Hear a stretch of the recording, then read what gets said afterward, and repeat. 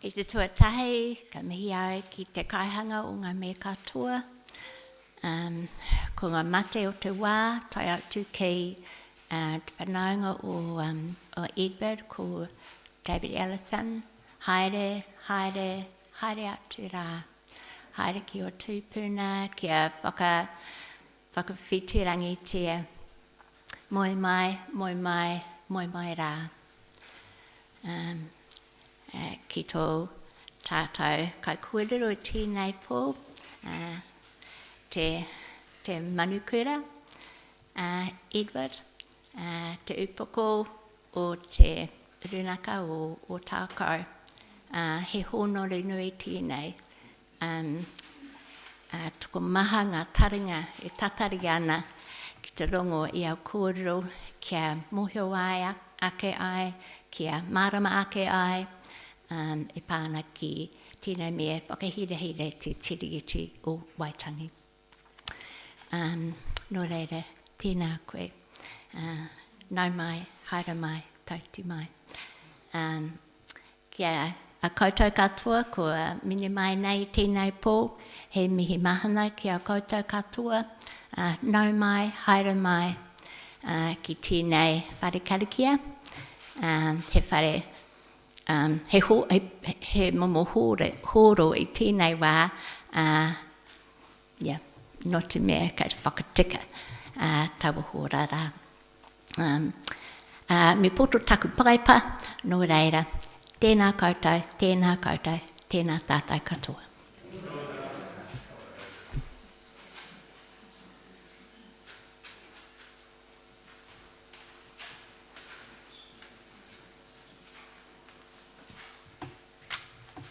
Paul Maurier, good evening. I'm David Pulteney. I'm the presbyter for this church and the wider Dunedin Methodist Parish. It's my pleasure to welcome you to the commencement of this year's series of Gibson Memorial Lectures. This lecture and all the others will be available to watch later on the Mornington Methodist YouTube channel. A couple of housekeeping things. You'll have noticed the art installation as you came into the building. Our hall has been sizably strengthened, which means our lavatories are out of bounds. We do have some portaloos in the garden at the back, and the door. Just ask, someone will point to you. I had a wedding just before Christmas, and I just crossed my fingers the bride didn't need to go. She didn't. But I'll hand you over now to George, who will welcome our speaker.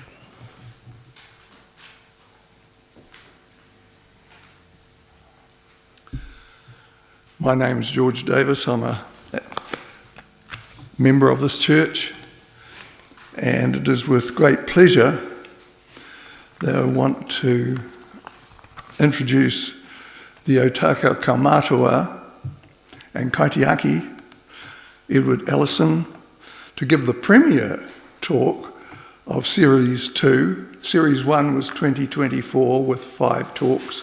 Series 2 this year is planned to be 6 talks, but the first is with Edward. And his topic will be ka muri, a Maori proverb meaning walking backwards into the future. This has significant meaning, which I have no doubt Edward will explain to you in the progress of the talk. Now we will have Reverend Don Phillips.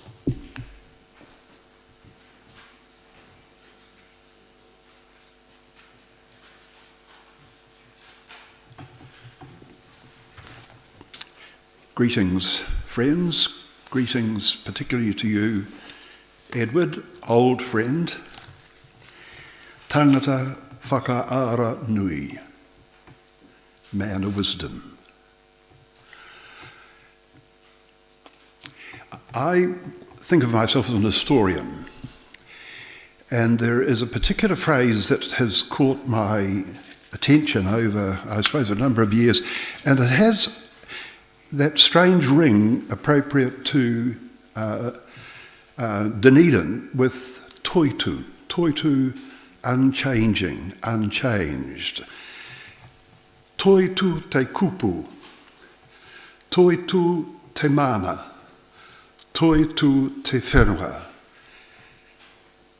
Unchanging, language, unchanging mana, unchanging people, land. That's what we try to grasp at this present moment when we live in a world of disastrous change in some respects. We want to make sense of it.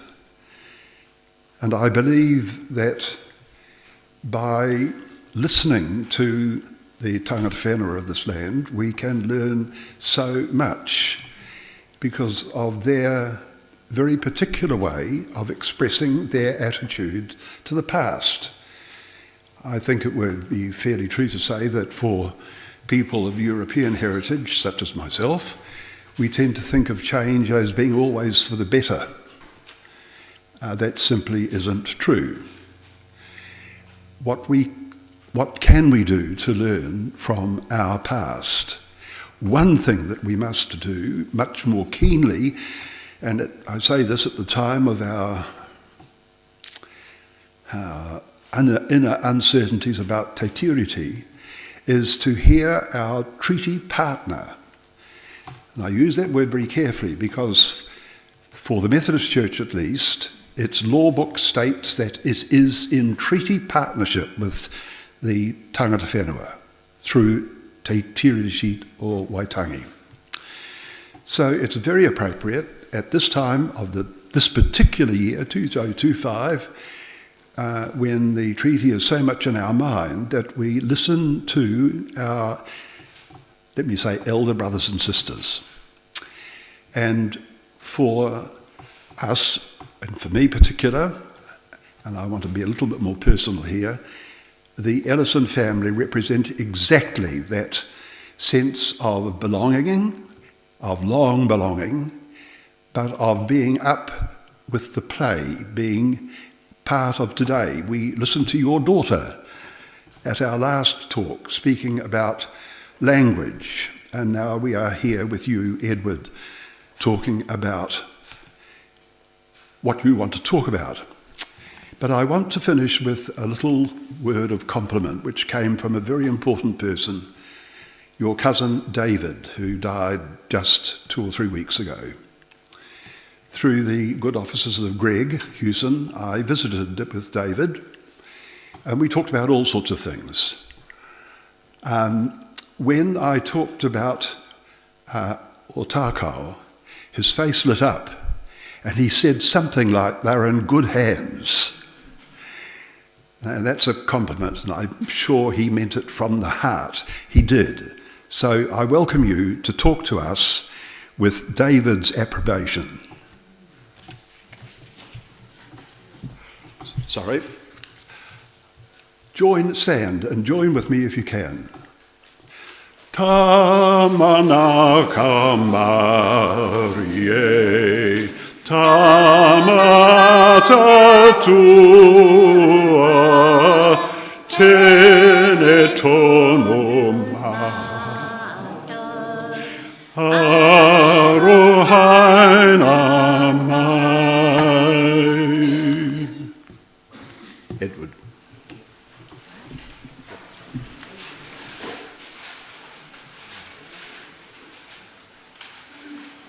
Tuatahi ko tēnei mihi atu ki a koe te whaia mō tō karakia, tuwhiratia, tapo nei, I tautoko ana ngā mihi ki rātou ngā mate. Kua hinga, kua wehi atu, me o rātou hurino o te whare, tēnā rā koutou. Thank you, George and Donald, for the welcome and introduction. And one and all, ngā mihi atu kia koutou katoa.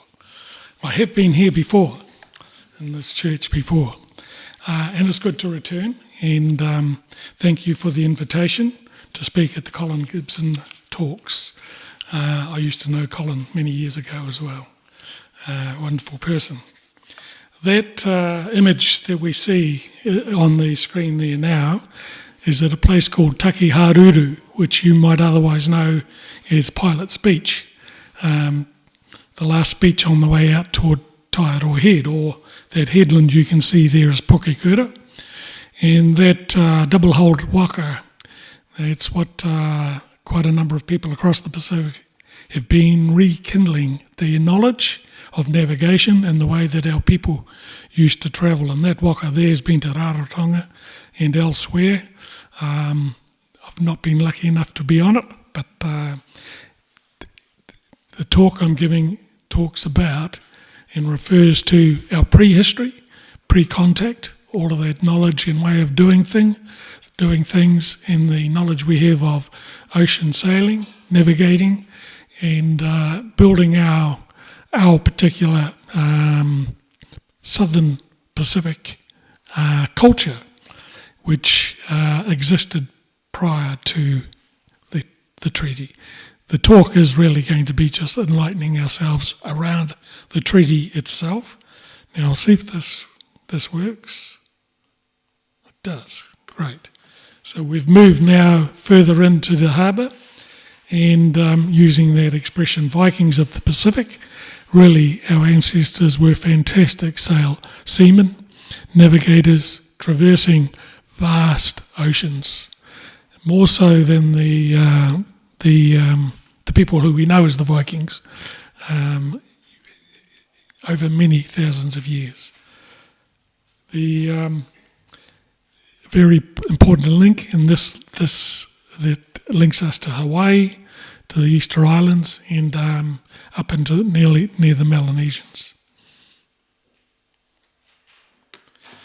Now, we were probably here reasonably comfortable in our place, exercising our rakatira taka authority in our place here under the succession of generations here, and I'm talking particularly at Otako. The first known European contact in the Otago harbour was in 1809, and following that there was also, in that era, we had the invasion down from Kapiti by Te Rauparaha, who is represented in that picture there. He had gained a lot of muskets off his connection with the early Europeans, and so he is no contest for a lot of our people, and caused a lot of devastation in the upper part of our tribal territory and right down to Banks Peninsula. So it really fell to the people here, Taiaro, Karatai, Tuawaiki, and other chiefs to muster their resources and forces. They traded, they even sold land to obtain muskets. The determination was to regain their tribal takiwā, to assert their rakatira taka over that traditional territory right way north of Kaikoura. And they made a number of expeditions in the 1830s. Quite a lot of that resource, whale boats, and the weapons were obtained through the whalers and the whalers. They were operating around the coast as well. And so they made excursions up there trying to make contact with Te Rauparaha, and they did at different times. In some of those expeditions, they were frustrated and didn't manage to come to blows with Te Rauparaha, but they, through the period of the 1830s, they pushed him back out of the tribal territory.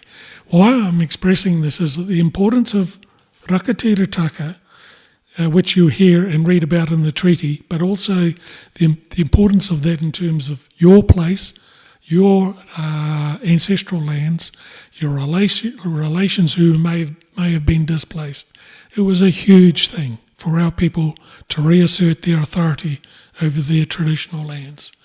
And so by the 1835s, that was reasonably well in place, but they were still keeping an eye on the Cook Strait from time to time. And then in 1840, the treaty was signed. Encouraged in part, of course, to help bring peace, but also to settle the Europeans who were living here, 2,000 or 3,000 of them in the north and quite a few in the south. Otako was the second busiest port in New Zealand in the 1830s, so they understood what was probably happening around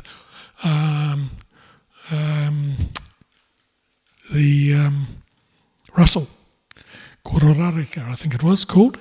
And so all of these things were happening in the space of 30 years. A lot of change that our people saw. There was benefits and there was also threats and challenges. The treaty was signed at Pokakura, there, where that headland is, probably near the beach that was in that first photo. It was signed on the 13th of June, 1840. Karatai, my ancestor, was a signatory, as was a relative of his, or a nephew of Taiaroa, Korako, signed the treaty also. And there was a commitment. Rangatira, Mana, applied to that treaty and for a new commitment to a new future, which included the right for the Queen Victoria or his subjects to govern New Zealand forever, subject to recognising the rakaterataka of the tangata whenua. So it was in that vein. It wasn't handing sovereignty to Queen Victoria. There was a right to govern, but subject to that, the role and authority of Rangatira over their lands, their resources, and way of doing things. And it was something to be managed and worked, a journey, really. It was also signed in two other places, in Te Waipounamu, near Akaroa, and at Ruapukui Island in Fovo Strait.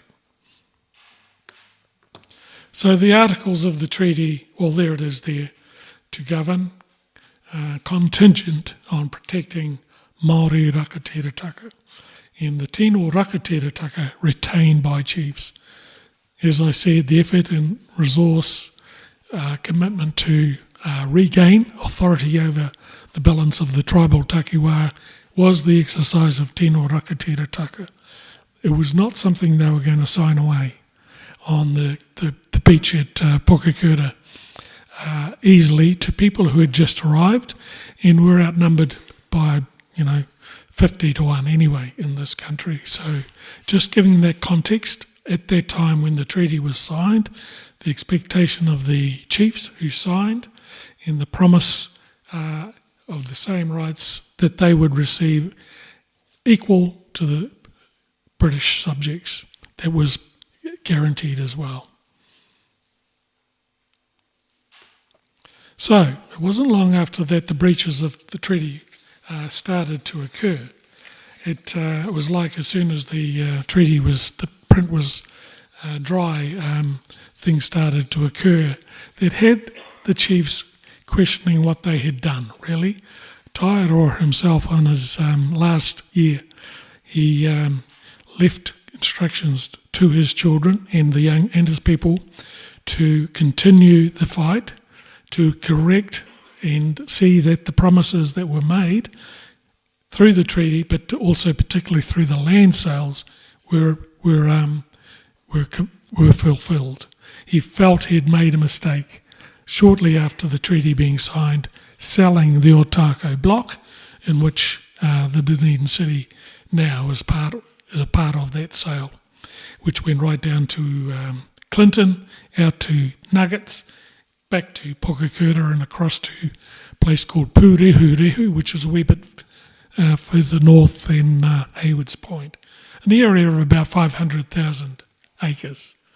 Anyway, I can't quite read that screen, so I'll look at this here. So the land sales conducted by the New Zealand Land Company were in breach of the treaty, the preemption principle that was in the treaty preamble, to ensure that the Crown were the facilitators of any sales so that it did not disadvantage the Indigenous people or the people of New Zealand. The New Zealand Land Company was an independent company of the Crown, independent of the Crown. They purchased the Otako block, made certain promises, and of course they got into trouble. Those promises were not fulfilled, And that was the beginning of a downward spiral for our people here at Otako. It bypassed the preemption of land sales via the Crown. And a basis, and that happened right across all of our land sales across the South Island, the basis of the Kaitahu grievances was the failure to keep those the contracts, fulfil the contracts, and the inability, once those land sales had occurred, to access over time many of their important mahinga kai, or places where they gathered their food and resources, and needed to go seasonally to live, because the reserves that they were retained from sale were insufficient. They were landless and were destitute, literally destitute, by the 1860s. So it was a generational uphill struggle, and of course on top of that, the Crown set up government. Then the colonial, it became very colonial driven, and that was a further issue for our people. They couldn't treat with the colonial people like they could, or thought they were going to, with Queen Victoria. They would make their visits to try and visit with the Queen to raise their issues.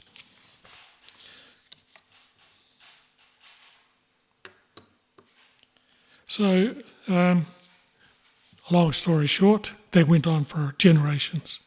Our people put petitions in, there were commissions held, people borrowed money on their meagre land holdings to assemble, build whare nui, or whare runanga they called them, to have their land meetings, talk about their issues, and work out how they were going to resolve these matters. And they took these cases over generations to Wellington. Commissions came around and heard them, and the Crown made some meagre offerings. Landless natives were allowed lands, but they were allocated in the most remote, inhospitable places that no one could go and live anyway. And they offered some of that land to people who were from other tribes on Stewart Island and elsewhere. So it was pretty, any settlements were dispersed in a very odd and unusual way. So all of that, over generations, people got into Parliament. Hori Kirei Taiaroa from home, and Hoani Parata from Waikuiti, and others tried to do their best in Parliament to make changes, bring to fruition the claim for Ngaitahu. Nothing worked, basically. And so our people slowly dispersed from their lands to make a living. We lost a lot of those people to the tribe. They are slowly coming back in now. I think we number 90,000. When we took the claim in 87, there might have been 15,000. And so post-settlement, a lot of people, in the name of Ngaitahu, prior to the Waitangi Tribunal sitting in 1987, was pretty well unknown in Te Waiponamu, really. And it's really through the Waitangi Tribunal, and particularly the negotiations, we became well known, but in a very negative way. But, you know, they say any publicity is good publicity. We've never been forgotten post the settlement, but people had a pretty jaundiced view of what we might do, and what we might do to people who are living here, and any settlement that we received.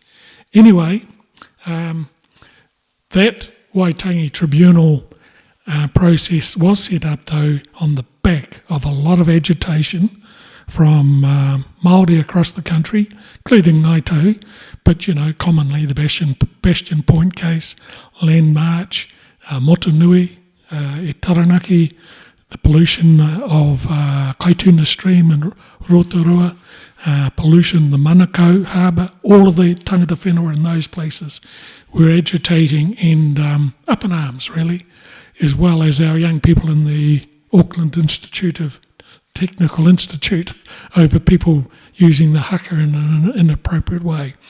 And even Nada Glavish saying kia ora on the phone. But what I'm saying is the tribunal and the arrival of treaty principles wasn't a gift or a token of goodwill from the Crown. It was really driven by pressure from Māori over time with few resources and committed to upholding their rangatiratanga. So 75, the Waitangi Tribunal was established. 85, they were allowed to backdate grievances to the 6th of February 1840, and that's when it really started to roll. We started to see the country address the grievances and they were across every single tribe, every single hapu, across the country, to roll back and address. One of the biggest things for our people was the apology, believe it or not. There was a moving thing because we all knew that our previous generations followed the rule of law to try and get these things rectified and failed. And they knew through these, it was the talk around in the homes in Amarai, that there was a depth to that journey, and it was an honouring of their ancestors. And the Kaitahu Waitangi Tribunal year 1986, that went around the island, but we negotiated and settled in 1998 the Ngaitahu Claim Settlement Act, included an apology, a whole lot of mechanisms to ensure that regional councils, government departments followed more consistently the requirements of the law. It was very spasmodic, and it often just depended on an individual to do the right thing. It wasn't built into the their structure and way of doing things in these authorities. And so many of the mechanisms were no different to what was potentially available, for example, in the RMA, but it gave a pattern of these instruments across the whole tribal area. The idea was that we would see some uniformity and consistency of us being engaged on people wanting water, doing things, consents, policy plan changes, you name it, on land, water and sea. So that was quite a good thing, really, and we set up Te Rūninga o Ngaitahu. There was a quantum settlement of 170 million. It was about 2 cents in the dollar on what our real loss was. So, but our people were positive and thought there was the opportunity and the building block we needed to move forward. And really, post-settlement, when that settlement was signed, I thought that the South Island community turned a corner. They seemed to get it. And I don't think we've sort of fallen out of step with our community since then. That's my personal view. It's been a positive pathway forward, a win-win, I think, for the South Island, for our tribal territory and the communities we live with.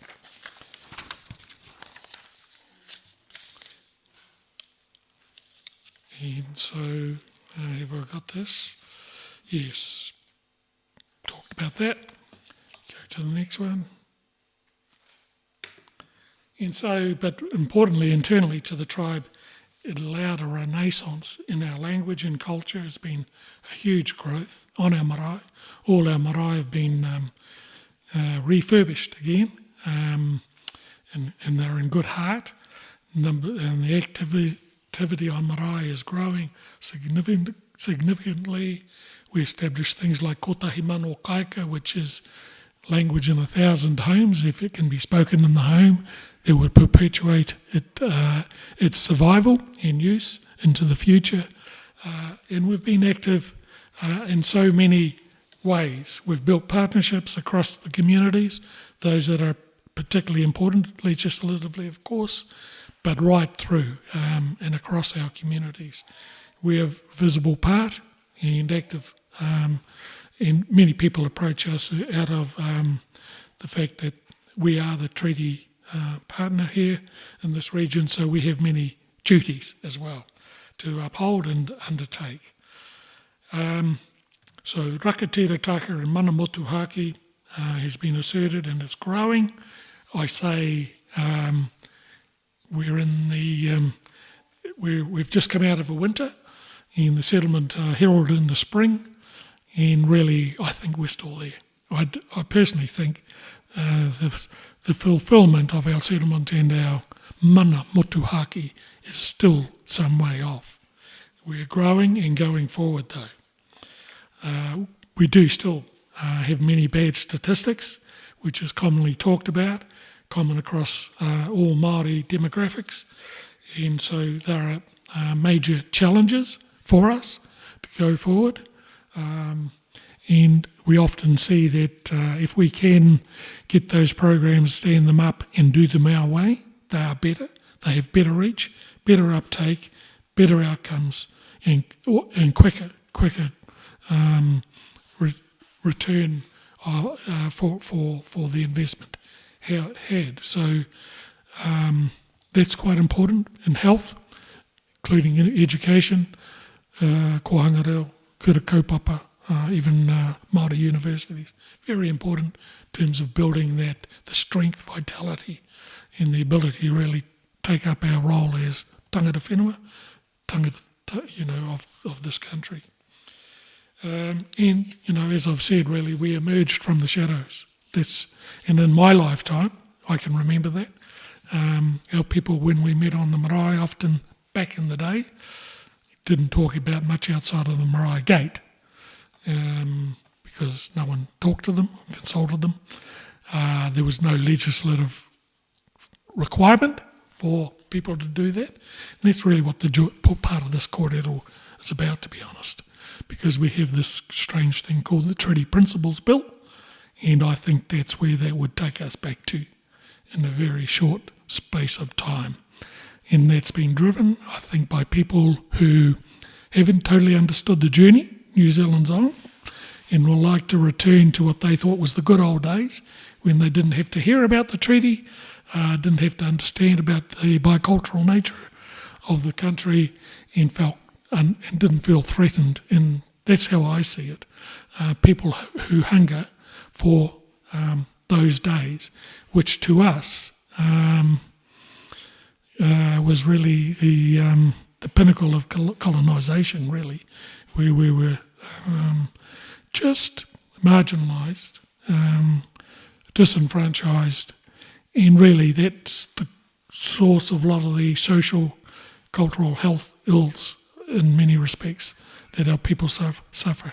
A one-size-fits all doesn't work, and we understand that. And I think New Zealand has learnt a lot over the last 50 years to understand the reality of that. So the purpose of my talk really is to the danger of that sort of thinking and misrepresenting the facts, really, about privilege, about race. Why I went back to that early history, that's our way of doing things. That's how we identified with the land and we named the place. Our stories are in the land.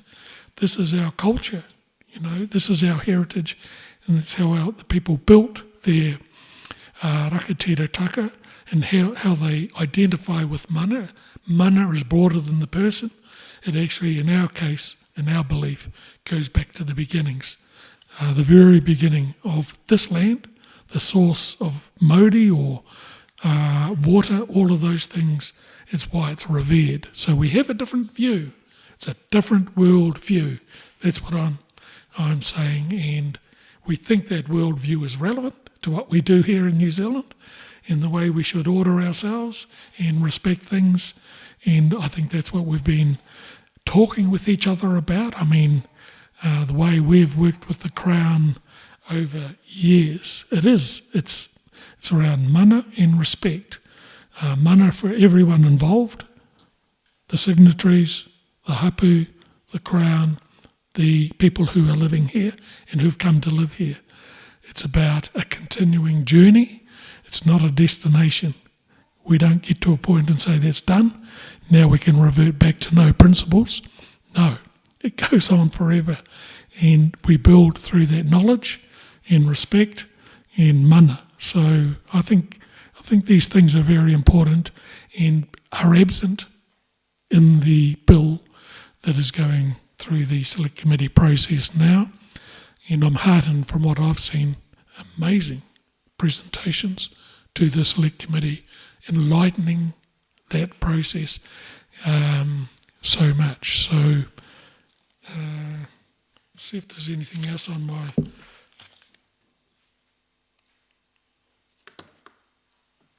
So yeah, it's partnership and growth really, a win-win.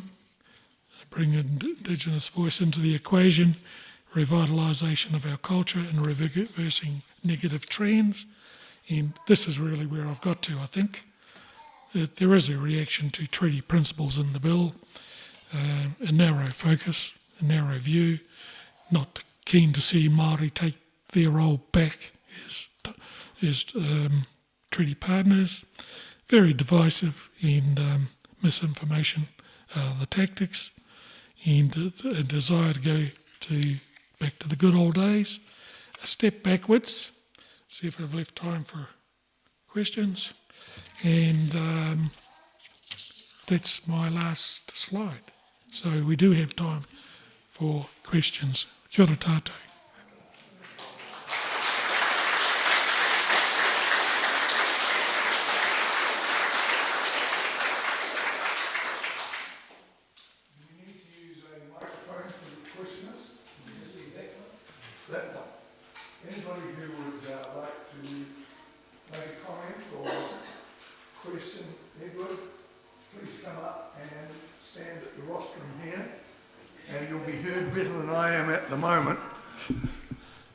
Through the microphone, you can tell.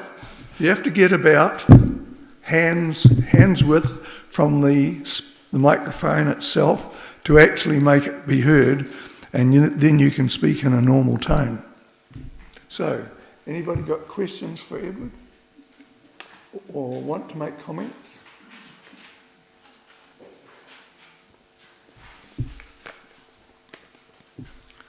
Come on up, Doctor. O Māori e kamata Ellison. Thanks very much for speaking. I don't want to detract from the appalling current treaty principles bill. So absolutely agree, can't believe that's happening. But I have the impression that now in the things that I'm involved in, when people have initiatives for change culturally or socially or governmentally, I'm primarily in medical areas and alpine areas, that it almost seems taken for granted that at least iwi opinions and ways of doing things will be considered. So I'm interested to know that A, whether you agree that is happening a whole lot more, or whether that's just my wrong impression, but B, whether you feel like that's kind of just ticking the box, but no attention's paid to that. Kia ora, thank you for that. Look, I believe it's growing and in a positive way and strongly, really, in all sectors. The areas that I work in, there are particular leaders who are visionary as well, who help that, understand it, get it, and yeah, look, it is a given in many respects that even if the Treaty Principles Bill progressed, some of that would continue. But there are 20 other pieces of legislation that are going to be reviewed and for whether the treaty principles are relevant or not. And I think a change like that would cause confusion,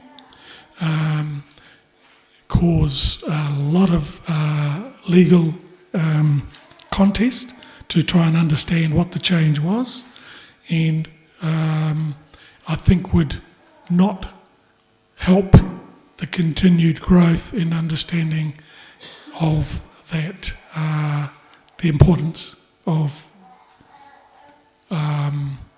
the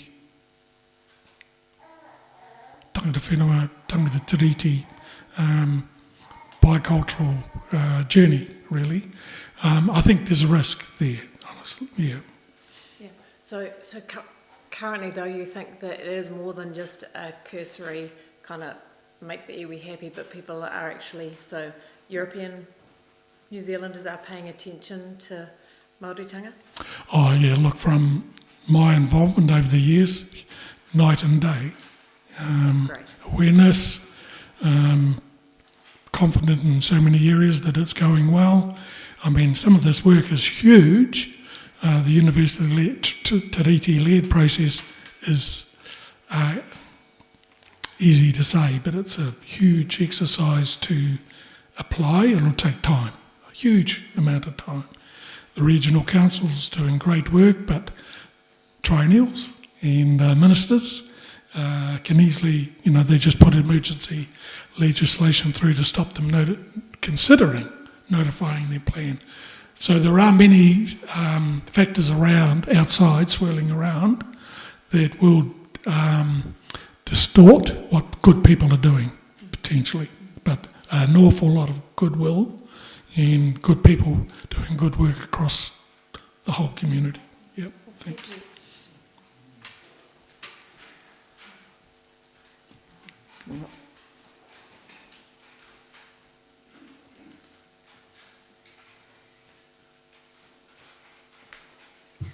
Tēnā koe koro. What do you hear from your rangatahi as to how they see the way forward? Kia ora, thank you for that. Our rangatahi who have had more access to our culture, both through school and more activity on the marae, are much more learned, even learning te reo. They see that interconnectivity with nature for a start.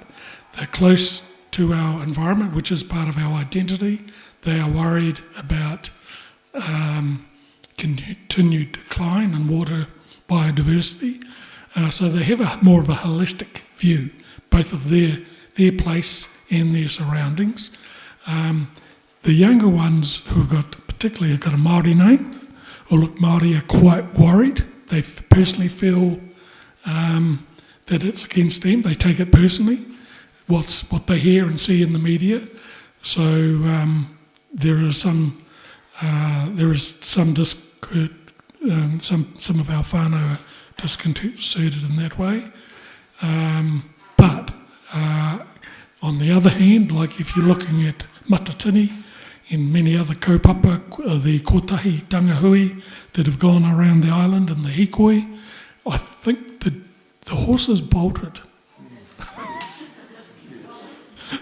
That's my personal view, but we've got to encourage them.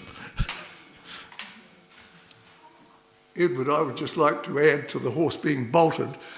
When I was at university in the 1960s, I suppose there were about 20 to 30 Maori students. That's in the whole university of 3,000. Now we have a university of 22,000 with about 2,000 to 3,000 lecturers, and we have titumu.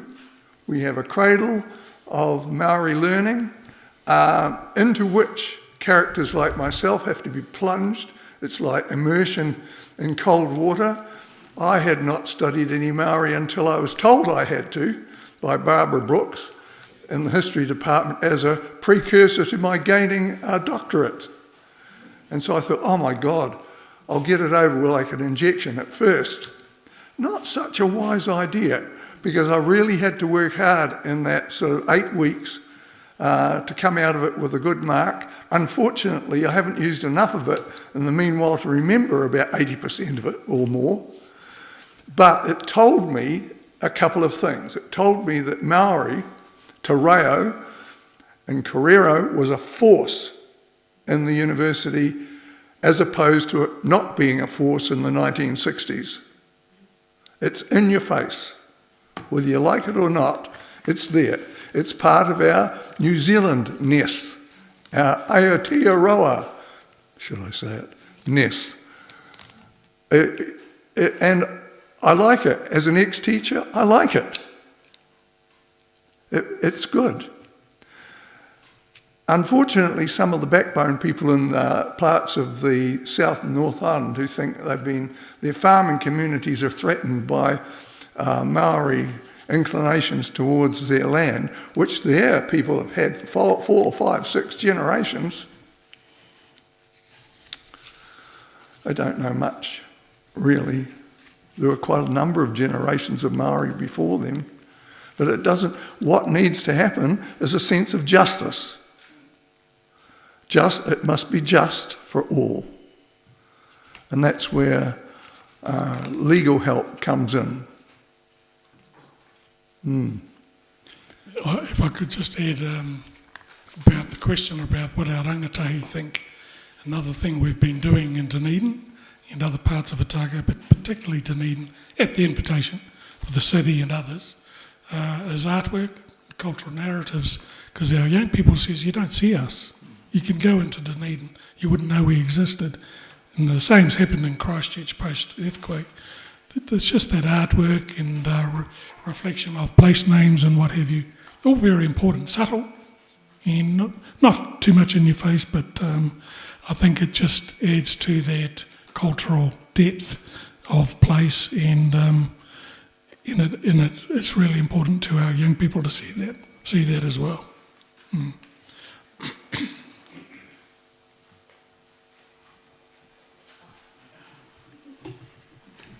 Kia ora, Edward. Just with David Ellison's death so recent in our memory, and the tangi and the funeral, just to mention how much learning there is there for us all, for Tawiwi to be part of the tangi and funeral process, which is, I think, a really far more comprehensive model, if you want to call it that, for grief, where at every stage of the tangi there is a purpose, and there is the receiving of the person into their spiritual home, and the grief that goes on all through the night, and people come and go, and then the funeral service, and then the burial, and then the whānau are received back into the world of light. So at every stage of the process there is a purpose, and our funeral rituals are very inadequate when I compare what I went through the last few days at Puketeraki. So that's just one example of the richness of the cultural exchange, that it's not Pākehā and Tawiwi should not be thinking, oh, this is a burden, this is a requirement. I think it's better to think of it as what a blessing to be a recipient of that sort of manaakitanga and hospitality and just beautiful people. So thank you for that. Kia ora, Greg. Yeah, that was one thing that did survive quite intact through time, was the tangi, which is really about both honouring the person who's gone but supporting the people who are bereaved and allowing them time. And it's amazing, if you sit through a whole tangi, you learn something about the person you didn't really know often. Because people come from all quarters who they've been associated with, and they'll talk about that person. It's amazing, really. It's just spiritually uplifting and connecting. And of course it's just eating kai together in the whare kai, and meeting and seeing relations and connecting. We often complain about we always meet at tangi, but there are really strong elements around it that keeps that connectivity and the strength of whanaungatanga. And so, as Reverend Greg has said, it's a very human way, I think, of meeting those occasions. And people, when they leave, if the bereaved can leave a tangi, they're still burdened by the passing, but they're uplifted. And I think that's and they can move forward in a easier way than if they rushed through the process. I think that's the difference. Yeah.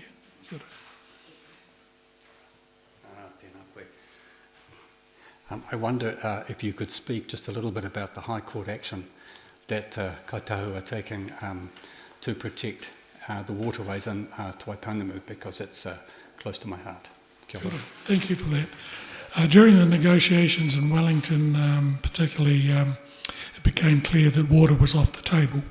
We may have talked about it in the early parts of the negotiations, but sitting there opposite Bolger and Doug Graham and others and our team, it was said that it's off the table.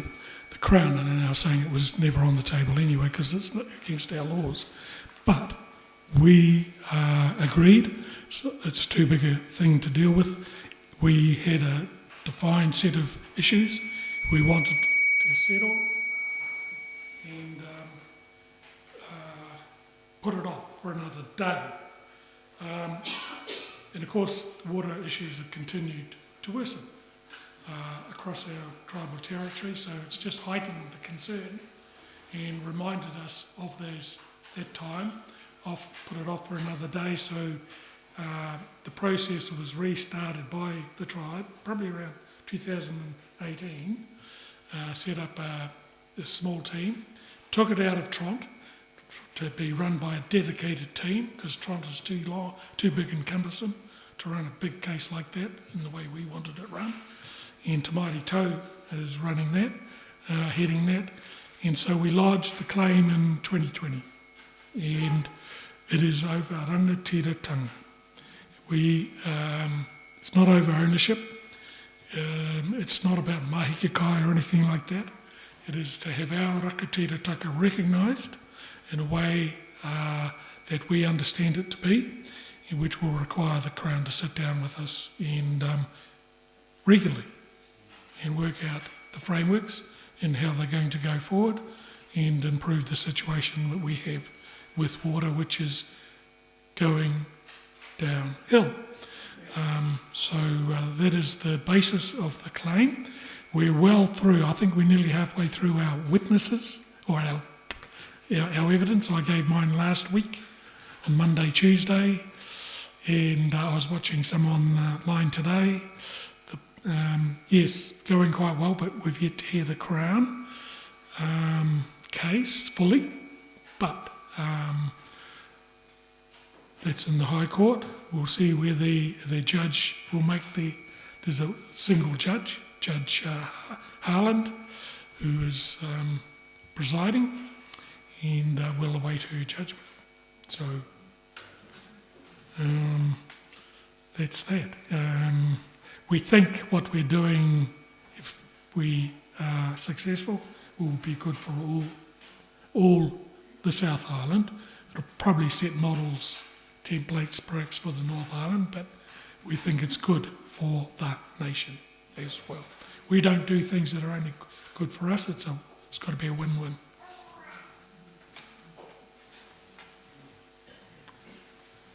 Well, I think at that juncture, Edward, a very good piece of timing. More than that, a lovely piece of information giving, enlightening all of us Kauiwi about things we ought to know. And we have a small token for you in response to your talk. And thank you for coming. And I hope you can show your appreciation.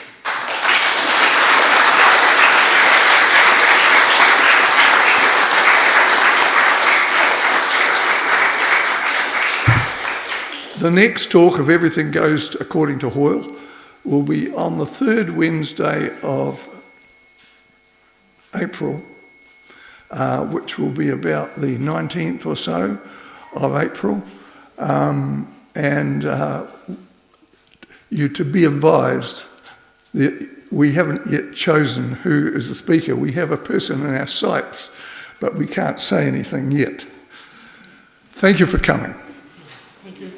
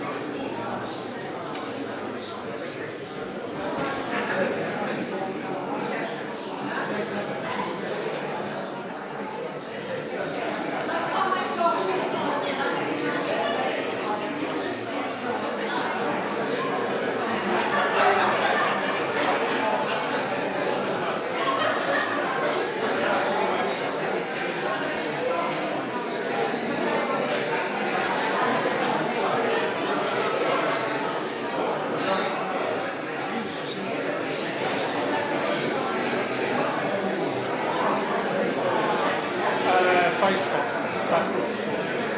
But I watch what goes on.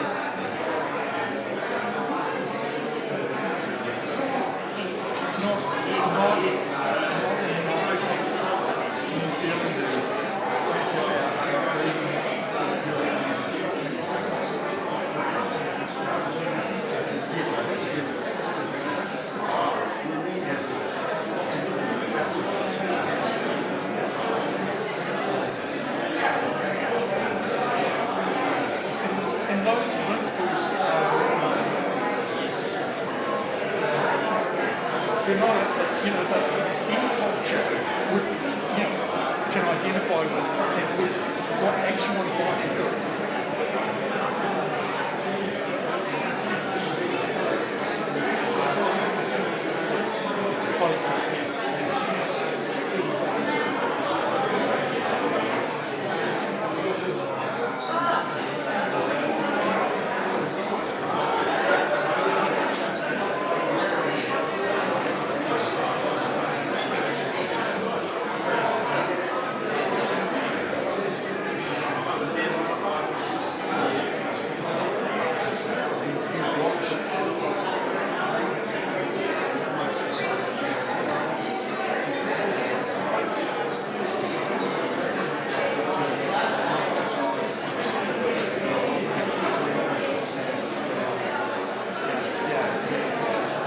There is something special about it.